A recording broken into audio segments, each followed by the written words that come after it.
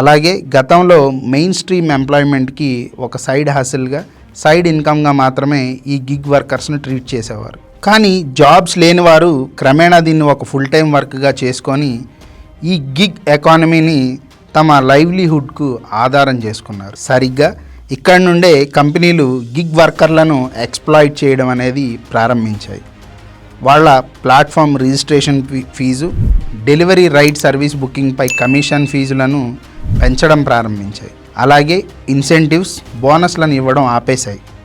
Gig వర్కర్లను తాము పడిన కష్టానికి తగిన డబ్బులు రావడం ఆగిపోయింది. దీంతోపాటు కస్టమర్లకు మరింత తక్కువ సర్వీసులను అందించేలా ప్రైజింగ్ నిర్ణయించడం మొదలైంది. ఇక్కడ మనం ఒక విషయాన్ని అయితే అర్థం చేసుకోవాలి.